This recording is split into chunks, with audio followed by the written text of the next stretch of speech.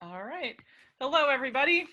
My name is Heidi Buffington. I'm the Director of Admissions here at SLU-Madrid. We call ourselves SLU, if you didn't know that. I'm joined by a great panel of professors and students.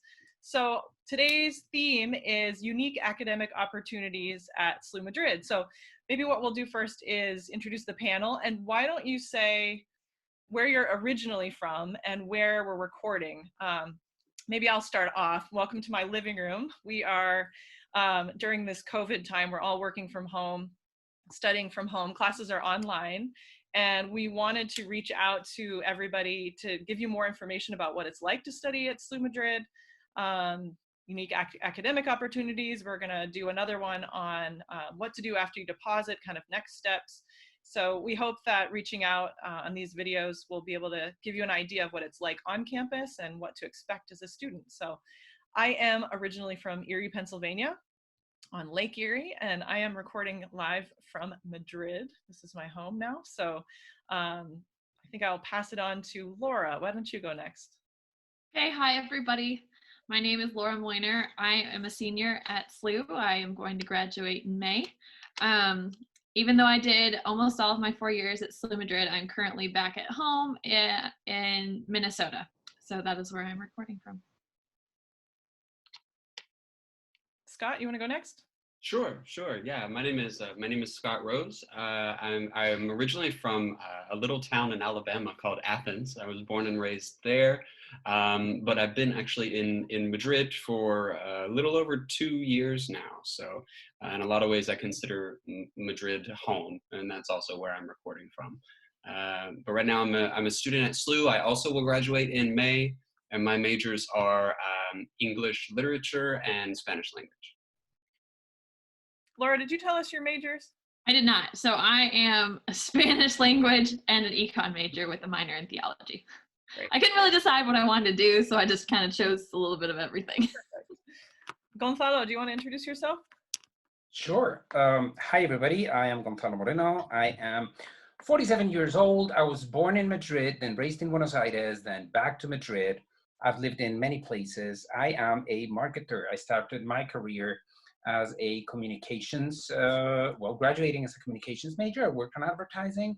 Then I entered the world of business, studying an MBA. Then I finally took my PhD in marketing. And at St. Louis, I teach management courses such as Intro to Management or the Capstone Strategic Management. And some marketing courses such as my favorite, the Intro to Marketing, where I can be really harsh on students. And then sweeter courses like international marketing, marketing communications, strategy, and so on and so forth. All right, last but not least, Marta. My name is Marta. I'm a sophomore. I'm studying, no, I'm kidding. I'm not a sophomore. I'm a math teacher. I was born in Cádiz in the south of Spain, in the most beautiful place in the world. And I've been working at SLU for like almost 25 years. And I teach, as I said, math, statistics, operations, econometrics, all the fun courses in business. I'm a mathematician and I did a PhD in statistics and econometrics. And I think that's it. Sounds good. And I'm recording from Madrid, from my house in Madrid with my family. Oh yeah, I forgot to mention also, I'm in Madrid, obviously confined at home, and this is my small home office. Perfect. So the way this is going to go, we can all interrupt each other. This is going to be a conversation. I have some slides that'll help our conversation, and I think what we're going to do is look at our campus first. What are the unique advantages of studying at SLU-Madrid or in Madrid itself, and then go a little bit broader about using Madrid as your campus and what can you do in Madrid, and then a little bit more broad to life in Spain and what can you do, how can we use Spain as our classroom, and then beyond. And then at the end, we'll go into some internships, study abroad, and life after career-wise. So what I want to do first, just so everybody's on the same page, give some information about St. Louis University as a whole. So this is a picture of our main campus. Remember the arch. I'm going to point that out on one of our buildings in Madrid. Sorry, Heidi, by the main campus, you mean Missouri, right? In Missouri, yep. In Missouri. I mean, we consider ourselves. Of course. I mean, Madrid is our main campus. Come on. Yes. the St. Louis, Missouri campus. So just some fast facts. We may be covering up the fast facts on the right-hand column. But St. Louis University was founded in 1818 in Missouri. It's a private Jesuit institution, and the campus in St. Louis has about 13,000 students. Laura, you studied there for a semester, I believe. So it's a big research institution, and the campus in Madrid has about 1,000 students. I'm gonna skip ahead to that slide. Do this profile. The Madrid campus has about 1,000 students. We were founded in 1967, so we started as a study abroad program and then have grown over the years. We're going to get into what degrees you can study in Madrid, but these are just some interesting facts. Small classes. We are US accredited. We are recognized in Spain as a university, but we grant American degrees. We do have American accreditations in business, like AACSB, and in science and technology, especially in engineering with ABET. And I put in the pictures of the Billiken, if anybody knows our mascot. It's on the list of most interesting or funniest mascots in the US. The picture at the bottom was from back in the, I think it was this picture back from the early 1900s when the Billiken was popular. It was a good luck charm. And so if you started a new job or moved into a new apartment, you might get gifted a little Billiken, and they said, may things be as they ought to be. So wishing you good luck. So it's a good luck thing.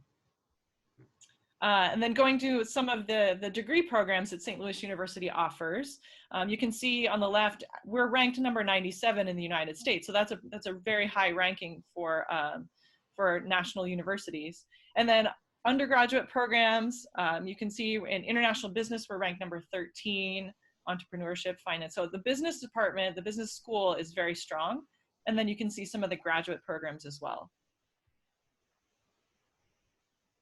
And then just some pictures of our campus, just so you can kind of get a feel for what the campus is. There are 3 buildings you can see on this little map here. And I'm going to show you bigger pictures. This is San Ignacio Hall, and you can see that arch. So we mimicked the archway of the main campus, the Missouri campus, on our small campus in Madrid. So this is one of the biggest buildings, and people hang out in this building quite a bit. This is the Padre Arrupe Hall, where admissions and science labs, the business offices are in this building. I think sometimes students correct me, this is the quiet, this is the get away from everybody, this is the go pay bills or see admissions or things like that building.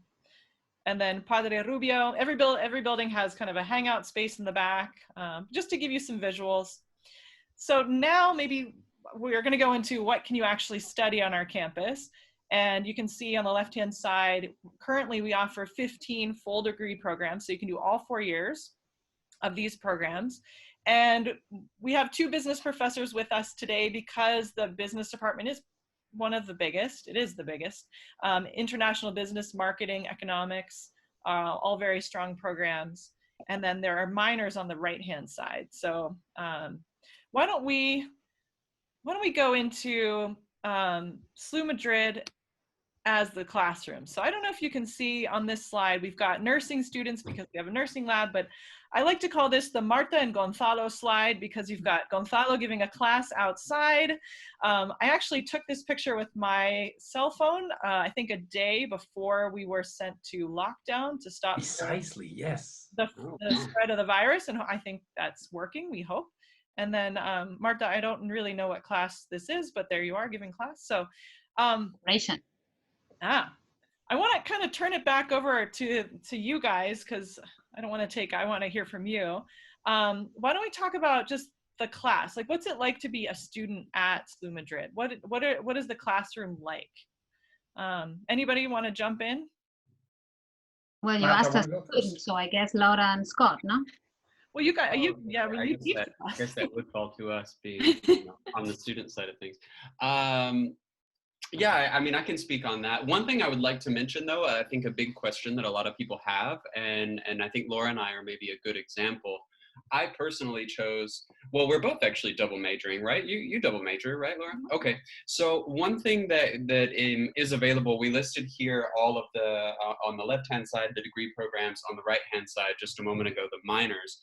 it is possible to dual major in something like Laura and I. So whereas I dual major in English literature and Spanish, and in that case, when you dual major, a minor isn't required. So I think that sometimes that is helpful information for students, because that's a big question. That's a big question that I get a lot from the new and incoming students that I see on campus. So that was just a tidbit. I thought of that while you were giving the presentation. As far as the classroom, for me, I mean, I think the most notable thing about it is that we typically have smaller classroom sizes, which I think is in reality a huge benefit to the university and what we offer at SLU-Madrid, because it's more of an intimate environment, and you can create these relationships not only with your classmates but also with the professors. They know your name. You're not just a number in the classroom. I know there are a lot of large universities that will have a classroom of 100, 150 students or more, and you're lacking that personal touch when it comes to getting your education. And on campus that whether inside or outside the classroom, you could stop a professor and say, hey, I had this thought, or hey, I've got a quick question, or you can always go to their office hours, and they know who you are, and they know your name, and they know the work that you do. And I think that that's a huge benefit as far as the classroom sizes, which vary. The most I've ever had was maybe 20 in a class. Might be the largest class that I've ever had.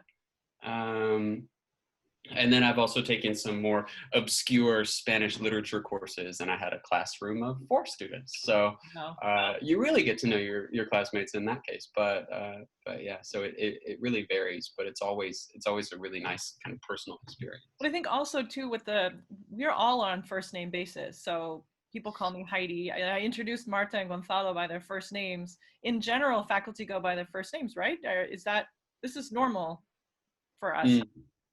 Yeah. In Spain, yeah, and I don't necessarily think that's the case at other universities. And not to say that's not a bad thing, but my sister, for example, she goes to Penn State, and now that I'm home and I'm like having these online courses, she's like, oh yeah, like your professor, and I'm like, oh yeah, it's Dave, or and she's like, you call him by your first name? And I was like, yeah, it's pretty normal. Yeah. Actually, here's another quick story. Just yesterday, one of my professors, who I've had numerous classes with, one of my professors sent me a text message to make sure that I was doing fine. He's like, hey, like just checking in, like how are you doing, and that sort of thing. And it's that sort of thing is not really uncommon. I know a lot of people who maybe follow their professors on Facebook or Instagram or something like that, because you have these contacts. I think that's really neat. I think Spain in general is kind of, there's sort of an informality and a closeness to the relationships that you have even among students and professors, but at the same time we still maintain that level of respect as well, which is something that I think is really interesting, and it's not something that I ever experienced in my studies in the US. So that's something that I think is actually really special, because I know that I can come to my professors. Yeah, actually, Scott, I think that's a huge cultural difference. I think rather than a SLU thing, it's like a Spanish thing. That could be, yeah. I mean, I think so. It's not infrequent for me to give my personal number, my WhatsApp, to my students, and we text each other back and forth. And during this confinement times, it's proven to be very, very helpful to keep track of, especially in the higher level courses. It's usually smaller classrooms, so you want to keep an eye on each and every student, personally. Yeah. It's a more personal learning experience than a mass thing, right? As it happens with larger groups. Yeah. Sorry. One thing I was going to say, we didn't mention diversity on campus. And actually, I think that would be an interesting thing to talk about a little bit, about classroom dynamics.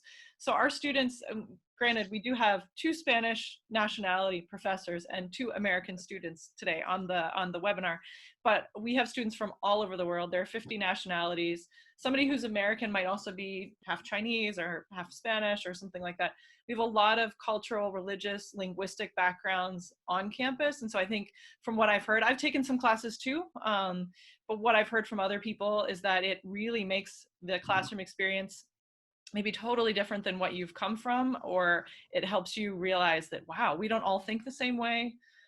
Does anybody have any, interesting class experience that you want to talk about, diversity wise, or conversations that have come up?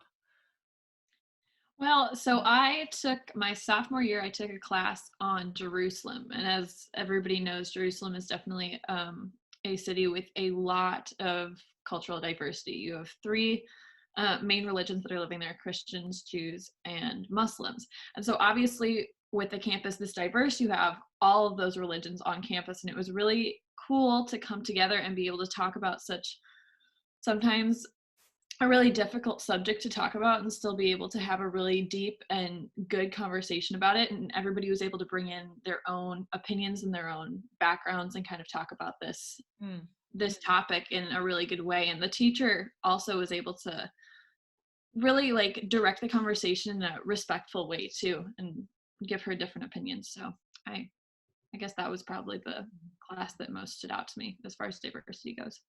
Yeah. I would say that I've had similar experiences in that way. Actually, as you mentioned, especially in the theology courses, because as we are a campus with what was it, 54 different nationalities, did you say? Generally 50. Last year we polled. Yeah.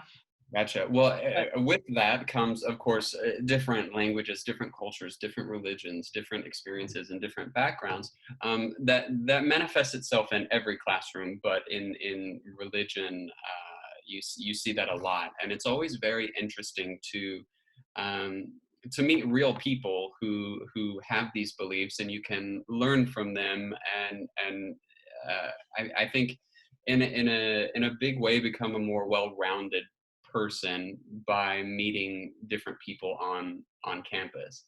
And I would say that another huge benefit is that not only do you just share a classroom with these people, you become friends with people from all over the world. And so, if I travel to Paris, I know someone there. If I go to Germany, I know someone who lives there. So not only have I made these contacts, it's now I have a networking system that's global, which, if we're going to be talking about post-graduation in a bit, that in a lot of ways can become a real asset.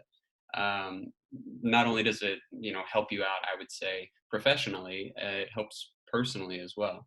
So I think that's something worth mentioning. I think another thing we've touched on it, but we haven't actually said it. We are a liberal arts university, right? So whether you're studying economics or engineering, you might take an ethics course or public speaking or one of the religion courses. That could be Islam, it could be New Testament, it could, so you graduate well-rounded, able to speak in public, write well, think for yourself, develop as a human being.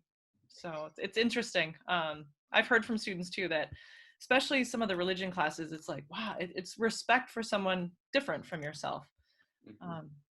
So let's move on. So I wanted to, maybe we can walk through and talk through some of these Madrid experiences. Have either of you guys done any fine or performing arts classes? So yeah, I took piano with Alberto. Did you? I love it. And students, undergraduate students, it was a lot of fun. So Alberto is the guy in the picture here. He's our Italian piano teacher. Laura, I think you're in the quartet or have done. Yes. So for 2 years now at SLU, I have been a part of SLU's ensemble. Basically, every semester, it kind of varies just depending on the study abroads that are at SLU. who brought their instruments, who plays what. But every semester, Alberto tries to get a whole group together, and basically we just get together once, twice a week and we play. And it's just a great way to meet other people. It's a great way to just play my instrument. It was something that I always looked forward to every week. It was kind of just like a break from the rest of university, you know, all the studying and everything else. And I just got to sit down with some cool people and play my instrument. And then we have the choir pictured there as well. The choir did some really cool outings this Christmas. They went out and sung at retirement homes and kind of community service that way. And then we have painting classes on campus and dance classes. So there's some of the kind of the on-campus fine and performing arts opportunities. And now we're going to go to Madrid. So make Madrid your campus, or that's kind of our slogan. Here you can see Paula Ortero studying at the Royal Palace. And then what I love about Madrid is in the bottom left, you have the Plaza Mayor. It's 500 years old, but then you also have the 4 towers, the Cuatro Torres, which is kind of the modern. You have the old and the new in Madrid. And I think Gonzalo is going to talk to us about his shopping safari that he does. So take it away. I can do that. I can do that if you want me to. Yeah. Well, you see, I told you that I've been teaching. Actually, the first time I ever taught was in St. Louis University in 2005. So it's been 15 years already. But I have been a marketing practitioner for over 25 years. So I try to make my classes as real world and practical as possible. Okay. So the shopping safari is just one of the many activities that I do outside the classroom. I try to compensate this as part of the learning experience, as part of the class time. So the shopping safari is interesting for several courses. So sometimes I've done it with intro to marketing students, like a easy version for them. Then when I teach distribution channels, then, you know, I take them as experts there to judge what they see and analyze different retail experiences and different retail practices. So basically what we do is we hunt for trends in retail. We visit different outlets, like, you know, perfume stores such as L'Occitane Provence or Sephora or Rituals or L'Oreal or Kiehl's or Lush, and we compare their practices, such as, you know, how does it differ to market a Lush product from a L'Oreal mass market product or a L'Occitane sort of selective distribution kind of product. Then we visit major retailers like Carrefour, which would be, for those who don't know about European distribution, it would be like our Walmart here in Europe. It would be the closest to it. Or Toys R Us, which everybody knows. Unfortunately, they went bankrupt worldwide, the American original organization. But here in Spain, funny enough, Toys R Us, the brand and the outlets were purchased by a Portuguese distributor. And so the brand still exists. And it's funny to see how they practice certain, you know, customer experience, such as come and get to know the product and touch the product and test the product, more than just simply, you know, selling and trading with the goods they're selling. Shopping experience is a major thing right now in marketing. In fact, experiential marketing has been a big thing for over 20 years now. And experiencing things firsthand is very important for students to understand, you know, how things go, rather than just being in a classroom and telling them about it. Great. It's one of my favorite activities, actually, I must confess. I'm a distribution geek, as I usually tell them. Yeah. It sounds amazing, actually. It's fun. Yeah. Gonzalo, I'm so glad you mentioned that about Toys R Us, because I was walking down the street, well, you know, before, and I was over by Quintana, and I looked over and there was a Toys R Us, and I was like, where did that come from? It was brand new. It was brand new. And like you said, I thought they had all gone out of business. Yeah. I think that's so interesting. They have globally, but then here in Iberia, both in Portugal and Spain, the brand got purchased by the owners of Continente, one of the largest distribution retailing groups in Europe. And they have completely changed the strategy. Actually, it's good that you mentioned this. They've opened smaller size stores closer to the city center.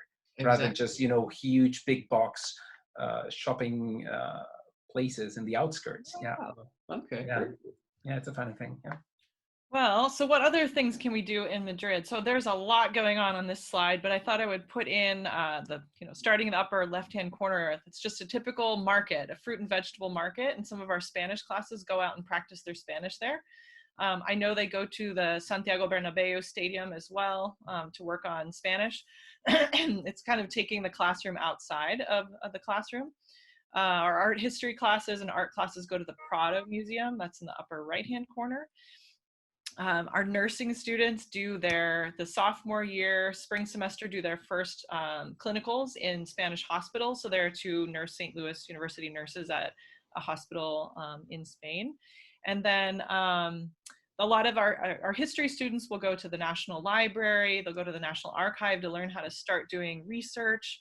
Trying to think of other things. I put in here's a little Instagram push here. This is every Monday we have a hashtag called Madrid Crush Monday, and we feature places around the city. And this one, I just picked a random one. This is the National Library, and there's a tip there. If you want to go, you can get a library card and things. So you can pay attention to our Instagram feed and see what kind of tips we send out. But we do a lot in the city.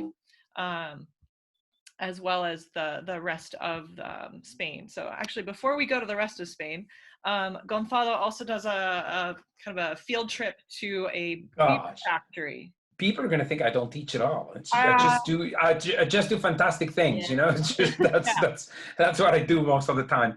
Yeah, within the international marketing class, we've created a seminar about internationalization of Spanish businesses, and actually Mao is the leader in the brewing and the beer industry in Spain.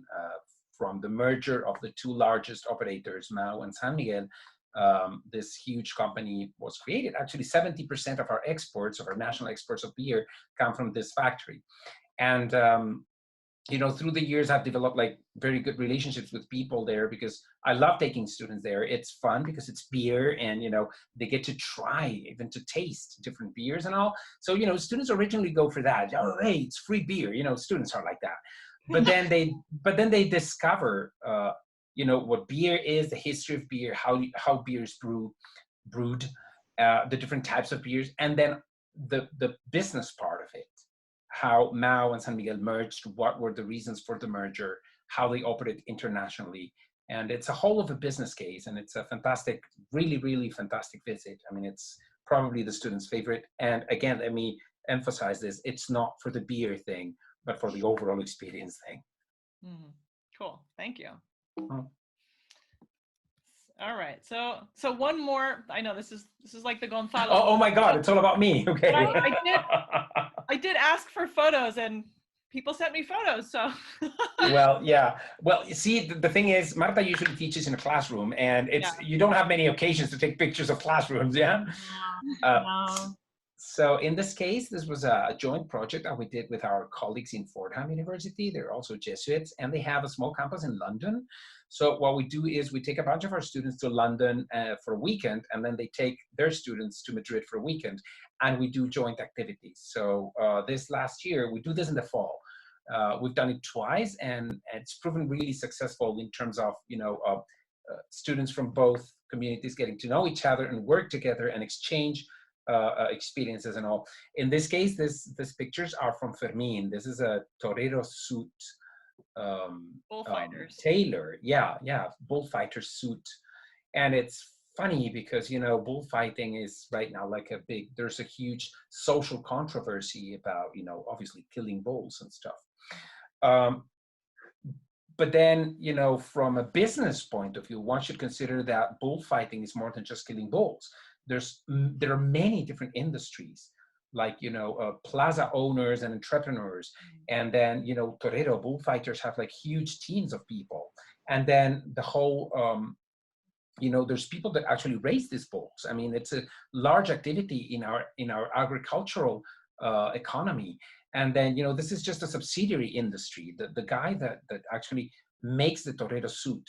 So it probably goes within what our chair in the business department, Dr. Howden, says. This is interesting because it's an unsexy business. And sometimes students discover that apart from apps and WhatsApp and the internet.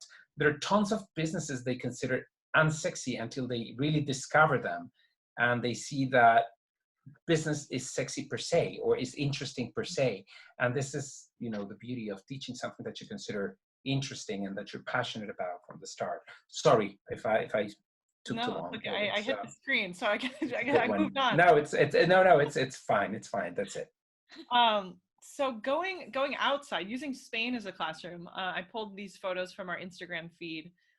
Laura and Scott, have you guys done anything in Spain that's outside of Madrid, like going to Valle de los Caídos? I know that our anthropology and some of our politics students go out there, or our oceanography class goes down to La Manga and, you know, takes their learning out to the Mediterranean Sea. And then the picture on the right is in the Basque Country. It's Loyola. It's where the birthplace of San Ignacio de Loyola was born. I don't know. And have you guys done any class trips in Spain or that you can think of? So I have been to Loyola. I went on the Jesuit retreat there for a weekend, and it was honestly an amazing experience. I had never been up to the Basque Country before, and it was beautiful there. It was green and it was lush, and it was just very different from Madrid. So it was great to see another area, another part of Spain. As far as classes go, I've never actually been outside of Madrid with a class, but I have done different activities within Madrid. For my Spanish history and civilization class, we went and saw a flamenco show, which was really fun. So I've done different activities like that. Although I know that, like with student life, for example, you can go to Salamanca, you can go to Segovia, Toledo, so you can go to all these different cities that are really close to Madrid just with day trips, and it's super easy to go with student life. Mm-hmm. Yeah, that's exactly what I was going to mention. In addition to being students, Laura and I are actually also campus ambassadors, which is basically a role that we volunteer for to be a resource for students, new and study abroad students or semester students who may have questions or need resources or whatever the case. But as a part of that role, we can also go as sort of guides or chaperones to these trips that Laura has just mentioned. So that would be like Toledo, that would be Salamanca, Monasterio de Piedra, which is beautiful. And so I have been on all of those trips actually, and I've gone to Valle de los Caídos, the Valley of the Fallen, personally, but not with the university, although I have been there, and I've heard nothing but good things, especially about the about that trip. And the oceanography trip is, I think, incredibly popular. Students have the most incredible time. I've never heard anything negative about that trip. It's just as amazing that it is. I mean, the south of Spain, who wouldn't want to go there? There you go. Yeah. All right, so moving on. So now we're talking Europe and outside of Europe. This slide is very England heavy, but there are two different trips. I think Scott's going to talk about one, and then there's a photo of the class that Gonzalo was talking about when our students went up to London. But maybe Scott wants to talk about the Shakespeare class. And then also one thing that might be missing on that slide is students go to Morocco to participate in Morocco exchange. I don't know, did you guys ever do that? Or do you have any friends that did Morocco trip? I've had friends who have gone, but I've never gone personally. Yeah, so it's more than tourism. It's a homestay, it's volunteering. But Scott, why don't you tell us about Shakespeare? Sure. So last semester, I took an English course that was a course of study on Shakespeare, and as a part of that course, we go to Stratford upon Avon, which is Shakespeare's birthplace. So it's a short weekend trip where you go up. The photo here to the upper left-hand side is Alveston Manor. It's actually where we stayed. So we all stayed in this. It's a manor. It functions like a hotel. Absolutely beautiful. Really, really nice. And something kind of interesting about this, it's said, where we see this statue of Shakespeare, it is said that this is the location where A Midsummer Night's Dream was first performed. So that's sort of the legend that goes along with that. Coming up right beside that, this is actually a small bench, but it's this a very creative sort of art form that's right by Anne Hathaway's cottage. And that is Shakespeare's wife, not the actress, unfortunately. And then down below, we have Shakespeare's birthplace. And then this was our class here. Overall, the trip was incredible. It's definitely a place that I will go again. Like, you walk around this small town, it looks like it's straight out of a Disney movie. It was one of the coolest experiences.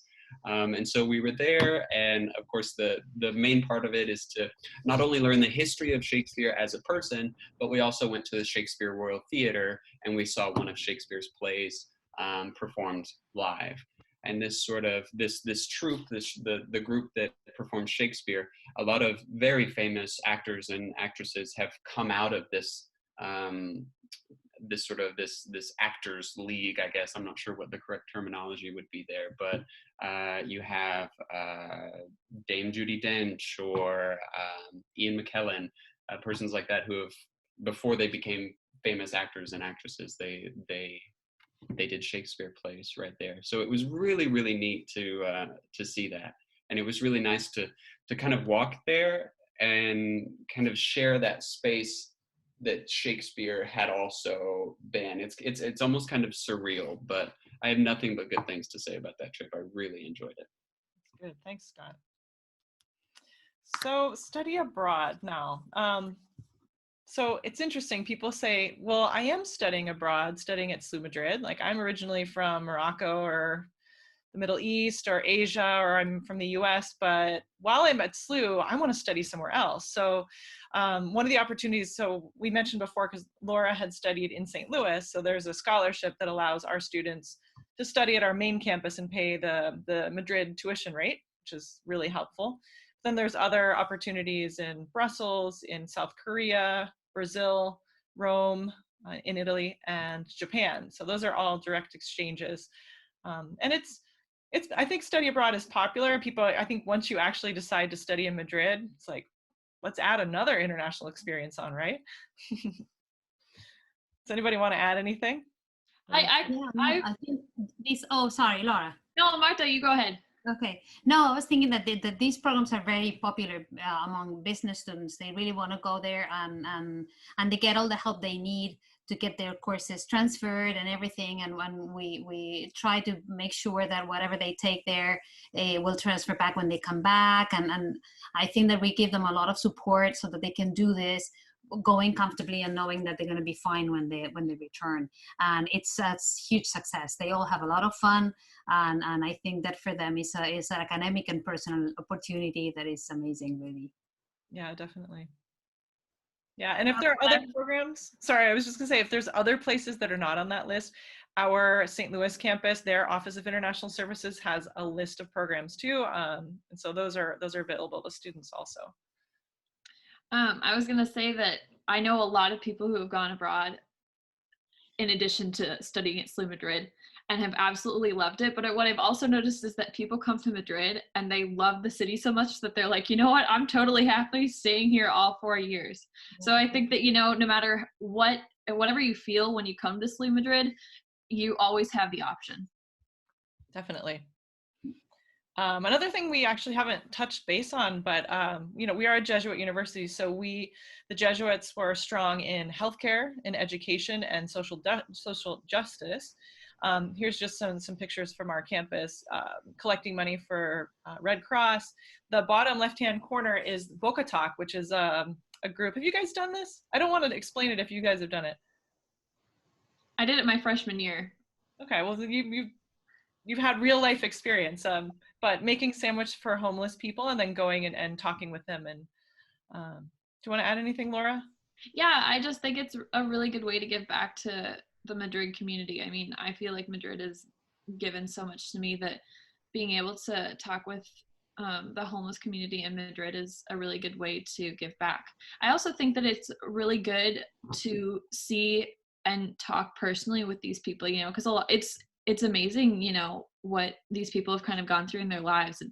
It's actually surprising, some of them have PhDs, some of them were in the military, it's a really good way to kind of more humanized, you know, because sometimes, you know, it's easy to kind of distance yourself just because you have such different experiences. But I think this kind of, you know, makes them, it puts you on the same level, you know what I mean? Everybody's human, we're all the same. So. Yeah, the upper right-hand picture is one of our students teaching in, or volunteer teaching in a community ESL program, so teaching English to local people of all ages. So, and then the bottom right-hand corner is a fun run to raise money. I don't remember which one this was for, but there's a different cause every time, and so right in front of a lot of those. Were you in that one? Not this one, no. I didn't do this one. I did a different one a couple of semesters ago. And then something else that I think is worth mentioning as far as volunteering, one thing that I have done and really enjoyed, and Laura, you did this as well last semester, is volunteering at a local soup kitchen.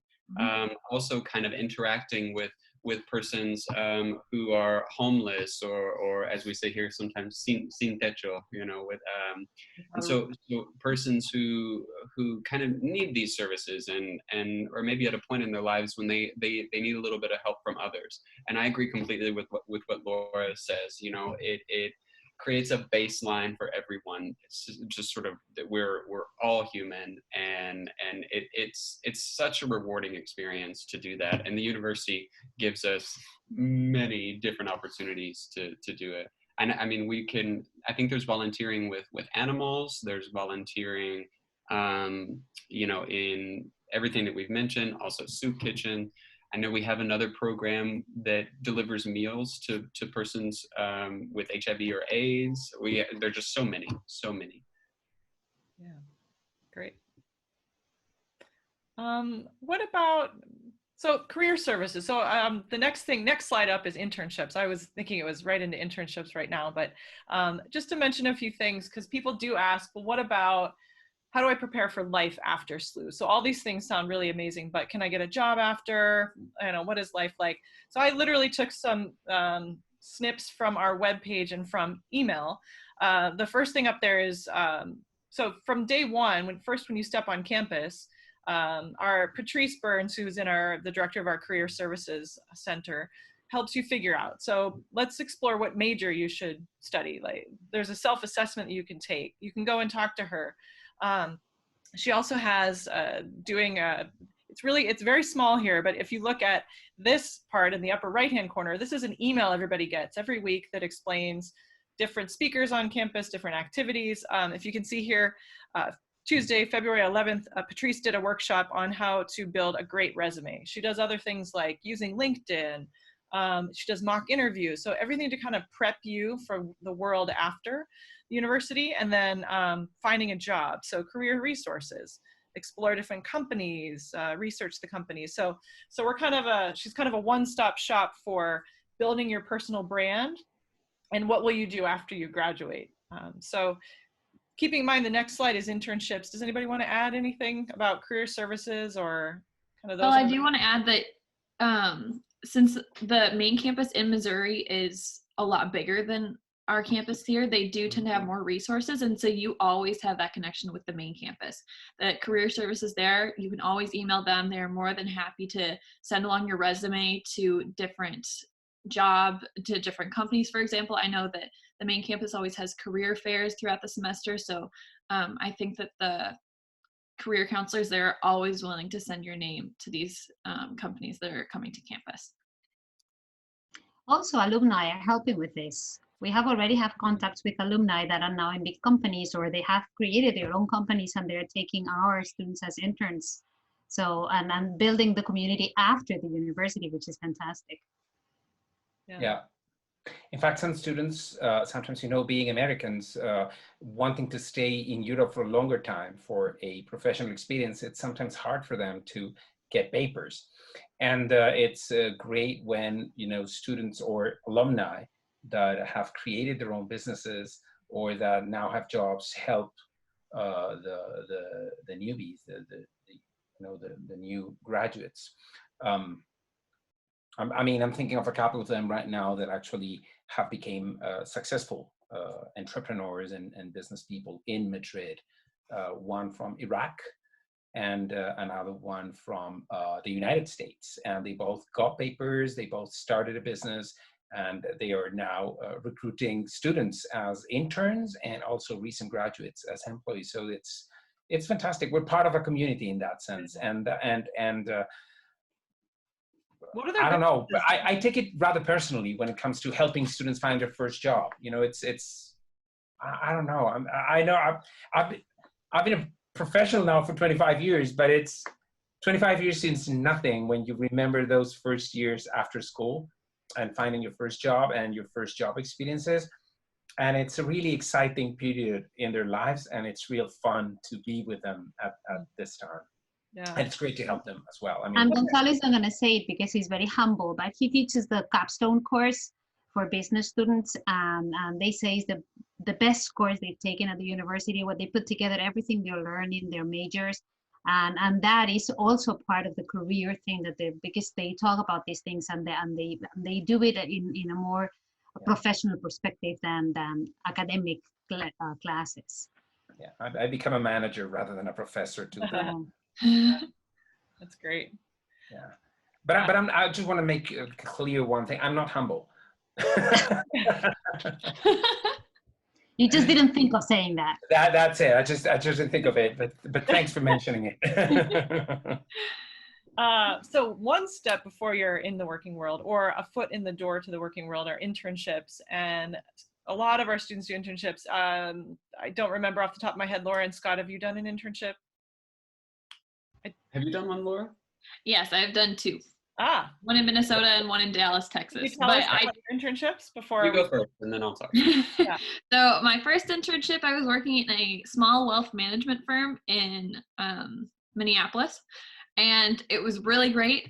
The people that I worked with were phenomenal. Basically there was 4 interns, and all of us basically throughout the summer put a project together, and at the very end, basically what happened was they gave us a fake client. It was just a John Doe client, and they gave us, all of their assets and basically told us to put together a plan to, tell them how to make improvements to their financial situation. And so that's what we did basically for the summer. And then we presented it to the whole firm. Like the whole firm was sitting in this conference room, and the 4 interns, all of us were sitting there, and 2 of the advisors were pretending to be these John Doe clients. And so we had to present their financial plan to them, and it was a really unique and amazing situation. Basically, I got to understand what it was like to be a financial advisor. And then my second internship, I kind of went completely opposite. Instead of sitting at a desk all day long, I was at the Four Seasons doing a hospitality internship, and basically for 4 days of the week, I was outside as a server at the pool. And then 1 day a week, I got to shadow various departments throughout the hotel. So I got to see what it was like at the front desk, what it was like in laundry, what it was like in reservations, concierge. It was a very amazing internship, and I'm very lucky to have had. Were those facilitated through SLU-Madrid, or did you find them on your own, or how? I found them on my own, but Patrice was really good about helping me with my resume, helping me with interviews. So I don't think I would have gotten them without her. Great.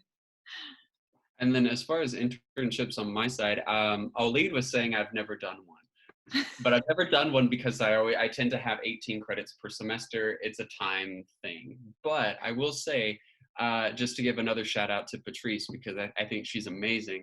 I went to her 3 semesters ago, 2 full semesters ago, this time last year, and I was thinking that for my last 2 semesters, I might balance with schoolwork and an internship. So we sat down, we talked about my interests, which are languages, translation, writing, literature, and we talked about different options. Unfortunately, she was wonderful, but unfortunately, none of them worked out. That was a year ago. Just the other day, I got an email from her saying, hey, this new opportunity came up. It falls within your interests, writing, translating. It was actually writing really funny things for like water bottles and mugs that were related to literature. It was so cool. Secretly, I really want to do it. But then the shout out to Patrice here is that she's just a machine. And I'm sitting here, I get this email, and I was like, after a year, she still remembered me, and she still remembered like what my interests were. She's very organized, and she has a list of every student who comes to see her, what his or her interests are. And anytime something comes up, she's just amazing. She's just That is definitely very Patrice. Yes. So even though I did not have the opportunity to take advantage of the internship, like she still had me in mind a full year later, which that really just blew me away. Which also again speaks to the closeness of the campus and, you know, the classroom experience and the university experience in general. Yeah, definitely. Well, I put some pictures here on this slide just to kind of show some of our students. Stephen is at Deloitte, did an internship at Deloitte, and then Elena at the British Embassy. We tend to have, you know, Patrice keeps us updated every semester on where students have been and what they've been doing. And she tells me we tend to have students at both the UK and the US embassies. There's a company called Vera Content, which is writing for local newspapers or local papers. We have other big companies like Boeing, Ernst & Young, you know, other Price Waterhouse on there, but then also small startups that are owned by our students. There's one of our pre-med students is doing an internship at a psycho-animal therapy clinic or something. It's using animals in therapy, and they're researching. So there's lots of opportunities. This is a major metropolitan city, and they're looking for students like ours who speak English. So kind of really good things happening for students. Have you heard? Sorry, but have you heard what the Women Entrepreneurship Club are doing right now? No. Oh, you're gonna love it. They want to start a gourmet coffee, like real coffee business in campus. They're really. I would love that. I would love it. See, well, this is what they learn in business, you know, to find business opportunities. I know that most of our students would love to have a better coffee. Or a more, I mean, I love the coffee at the cafeteria. It's just traditional coffee, but you know, like now you don't drink, you young people don't drink real coffee. You drink mochachinos and things that sound like that, you know? So this is actually what they want to do. And I think their business plan is looking really awesome. And they've evolved like everybody there, like student life, even the dean has heard of the project. And I'm really excited for them. Unfortunately, all these COVID thing just, you know, got in the middle of the project. But they were doing great advancements, and I hope they make it for the upcoming semester, because that would even give job opportunities for students. Yeah. Helping and serving there, and you know, facing the public is the best job you can get to really learn what selling is. Huh? Yeah, definitely. So just came to my mind when you mentioned cool. this project. So then, kind of moving to life after SLU. I have a student there, and you guys were talking before about how Americans want to stay. Well, you know, we have students from everywhere. So a lot of students who don't have a European passport really would like to stay. And this is Laura Lee Abad, originally from the Philippines. And she worked so hard to stay in Spain, and she did. She got working papers and was living in Spain, I forget how long, quite a while. And then she got this job with a European asset management firm and was sent to Sydney, Australia. And so that's where she's working from now.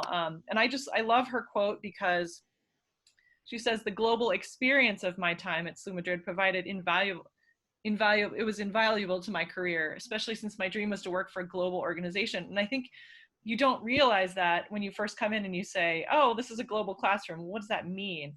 But and she says, "Well, I'm able to connect and collaborate with people from all over the world." And you kind of become this international savvy person. And I also would agree with that, just for me in my life and my working life, but in my personal life. I love meeting students and our student workers in our office. Shouldn't say the word worked, with student collaborators who help out with everything on campus, because it's really just interesting to find out about people's backgrounds. So I wanted to throw in Laura Lee there just as one example of a graduate who's now working in international business in Sydney, Australia. And the other thing to point out on that slide, and kind of Laura touched on this just a little bit, but using the Career Services Office in St. Louis, but also as a graduate from a Jesuit university, our graduates have access to the Career Services Offices in the 27 Jesuit universities within the United States anyway. So you can contact their career service offices. You know, if you were to move to Boston, well, you could contact Boston College, et cetera, et cetera. So it's a really nice network to be part of. And then Laura also mentioned this too, like the companies and the businesses in St. Louis. There are 9 Fortune 500 companies in St. Louis. There's some big businesses.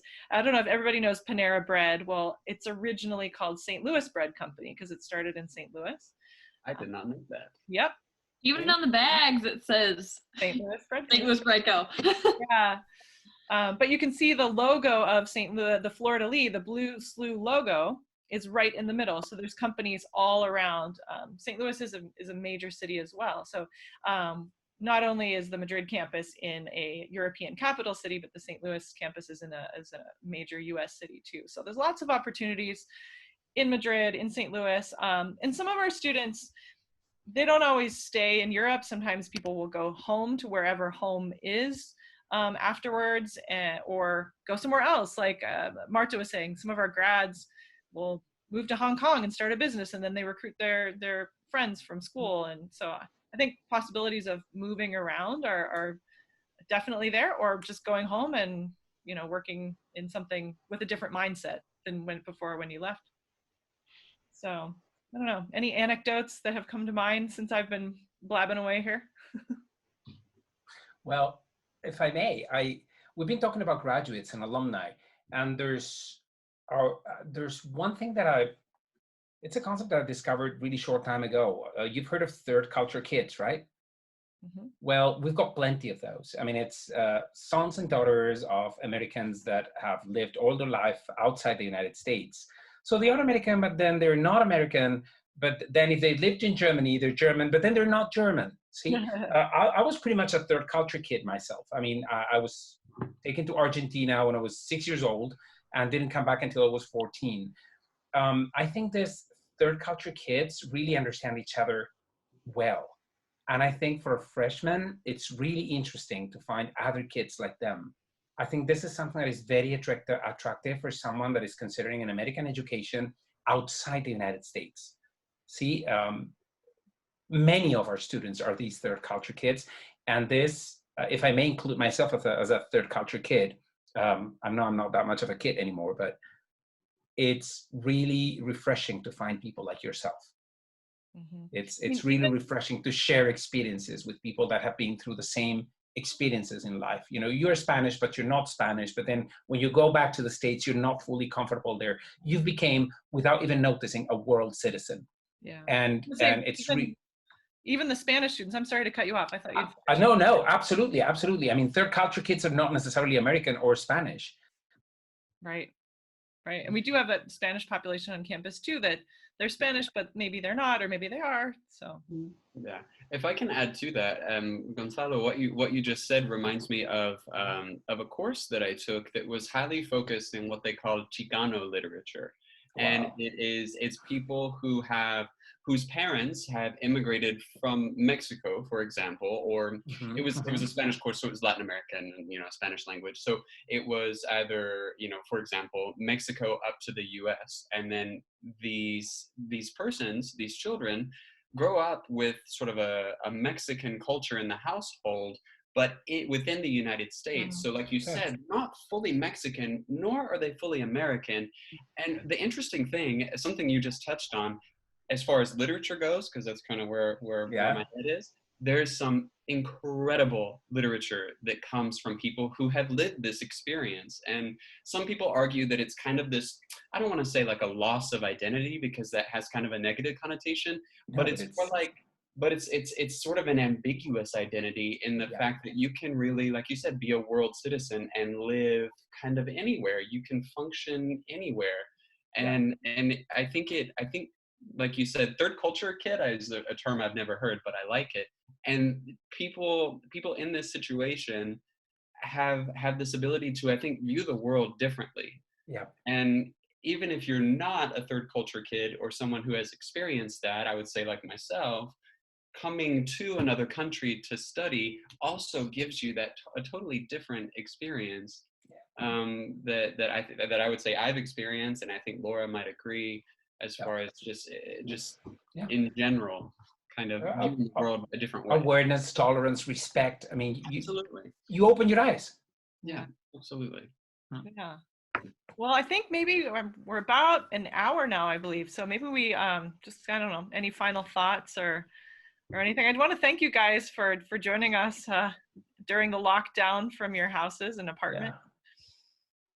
Well, Well, thank you, Heidi. Yeah, thank you. Nice to see you. I really learned a lot myself. Sorry, what'd you say?